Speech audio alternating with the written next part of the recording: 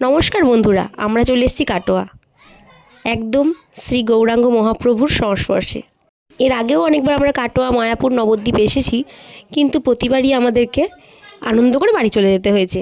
কিন্তু এবারে আনন্দের সাথে সাথে একটু ম্যাচুরিটি হবে, মানে আমরা দীক্ষা নেব। এতদিন তো আমরা পড়াশোনা করেছি, শিক্ষাগুরুর কাছ থেকে শিক্ষা নিয়েছি। এবারে যিনি দীক্ষা দেবেন গুরুমা, ওনার কাছ থেকে দীক্ষা নেব এসেছি সপরিবারে। তো উনি বললেন যে বাবা মার কাছে একবার অনুমতি নিয়ে নাও, ওনারা পরম গুরু, ওনাদের কাছে আগে অনুমতি নেবে যে দীক্ষা নিতে পারবে কি পারবে না। ওনারা যদি বলে হ্যাঁ নাও, তবেই আমি তোমাদেরকে দীক্ষা দেবো। তো এই আমাদের মন্দির দীক্ষা নেওয়ার। আমার বাবা মা সব কিছুই আমাকে আজ অবধি কোনো কিছুতে বারণ করেনি, যা করেছি তাতেই হ্যাঁ। তো ঠিক আছে, মা বাবা আমাকে অনুমতি দিল। এবার আমাদের প্রস্তুতি চলছে দীক্ষা নেওয়ার। আজকে দুপুরে মধ্যাহ্নভোজনটা আমরা এখান থেকেই করব। আর মন্দিরে দেখতেই পাচ্ছ তোমরা, গৌরাঙ্গ মহাপ্রভু, শ্রীকৃষ্ণ, রাধারানী সবাই আছেন। ওনাদেরকে সাক্ষী রেখে আজকে দীক্ষাটা নিলাম।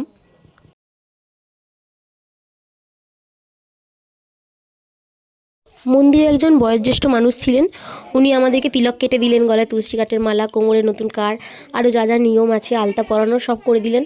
তো তারপরে আমাদেরকে কিছু নিয়ম শিখিয়ে দিলেন।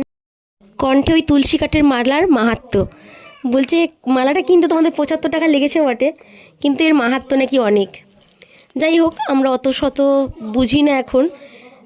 আমার শ্বশুর শাশুড়ি অনেক বয়সকালে দীক্ষা নিচ্ছেন, তো সেই হিসাবে আমরা অনেক অল্প বয়সেই দীক্ষাটা নিয়ে ফেলেছি।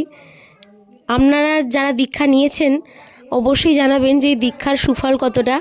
কানে কানে একটা মন্ত্র বলে দিলেন এবং বললেন এটা যেন কাউকে বলবে না। তোমার যখন সংশয়পূর্ণ সিচুয়েশান আসবে, তুমি এটা জপ করবে, অবশ্যই তোমার মঙ্গল হবে। তো আমরা শ্রী বিষ্ণুকে সাক্ষী রেখে আজকে দীক্ষাটা নিয়ে নিলাম।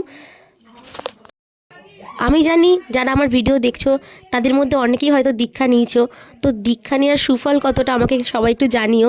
আমার তো অবশ্যই ভরসা আছে আমার ভগবানের প্রতি, তো আমি ভিডিওটা সেই জন্য তোমাদের কাছে শেয়ার করলাম।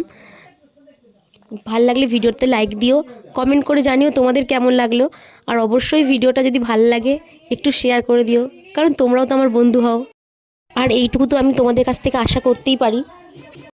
নাম নেয়া, দীক্ষা এসব প্রসঙ্গে আমার আগে থেকে কোনো জ্ঞান ছিল না। শুধুমাত্র আমার বাড়ির গুরুজনেরা যেই পথ দিয়ে চলছে আমি সেই পথ অনুসরণ করেই এগোতে থাকলাম। জীবনের এই নতুন অধ্যায়ে আশা রাখছি আপনাদের কাছ থেকে অনেক আশীর্বাদ পাবো, যারা মোবাইলের ওই পারে গুরুজনেরা দেখছেন। আর জীবন নিশ্চয়ই যেন শুভ হয়, সেই আশীর্বাদ করবেন। ধন্যবাদ ভিডিওটা শেষ অবধি দেখার জন্য।